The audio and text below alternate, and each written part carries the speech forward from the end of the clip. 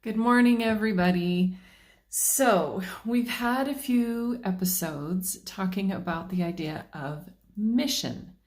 And I believe that having a sense of purpose and something that is larger than yourself to work on is a great way to combat depression.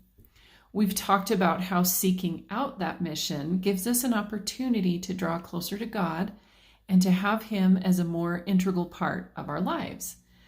Relying on God's guidance can be a little messy, though. Can I just say that? Take Abraham. He was promised that he would be the father of nations.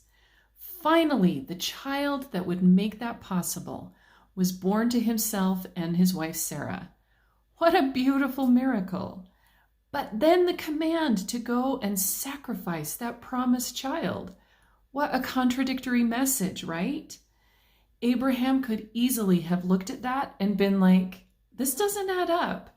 One or the other of the messages I thought I had received from God must be wrong. But let's take a look at Romans. Sorry, alarm going off. Let's take a look at Romans 4:17 and 18 from the Passion Translation. He believed that God can raise the dead and call into being things that don't even exist yet. Against all odds, when it looked hopeless, Abraham believed the promise and expected God to fulfill it. I would like you to look at another promise. Blessed are they that mourn, for they shall be comforted. So, all of us have the mourning part down, right? Life can be so painful. So the promise that I know doesn't look right now like it can be fulfilled, is that you can be comforted. Now, since my two podcasts are combined, we are going to talk brain science for a minute. Trusting that God can raise the dead and call things into being that don't exist yet, and do that for you, is an exercise in hope. Hope, like other feelings, has a literal chemical effect on the brain. Hope causes the brain to release endorphins, our favorite pain-killing friends. We've talked about feelings being something that you can practice, and frankly, if they aren't happening naturally, you need to practice. What does hope feel like to you? We're not even looking right now at whether or not there is anything to hope for or hope in, just at the emotion itself. Have you felt hope in the past? Recall what it felt like. How does a person stand when they have hope? What kind of look do they have on their face? What kind of sensations do they have in their body? If you don't think you have ever felt hope, use that powerful tool of the brain called imagination. What might hope feel like?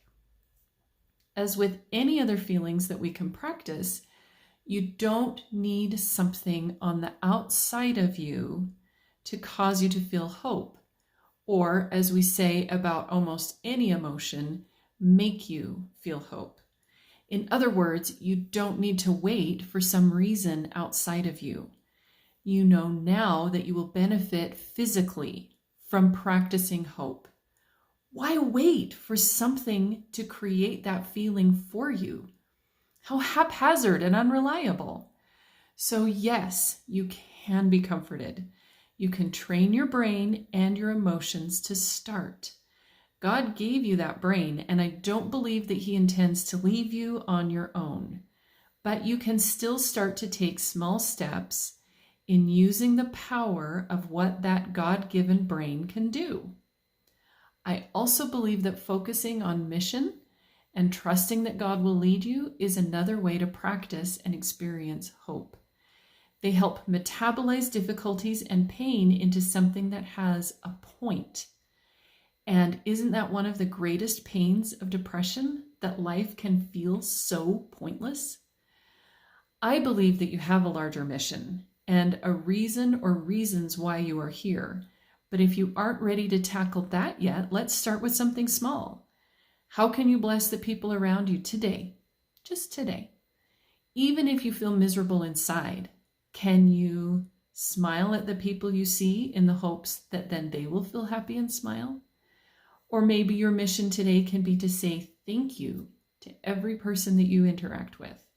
And I think online counts. The life that you are experiencing right now might not make sense. Maybe it doesn't line up with promises that you've received. Maybe you've put in the work for something and still aren't seeing the fruits.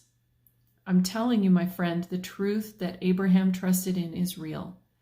God can call into being for you things that don't even exist yet. Hang in there. Listen to my words and take a minute to practice again that powerful emotion of hope. We will see you next week. Bye-bye.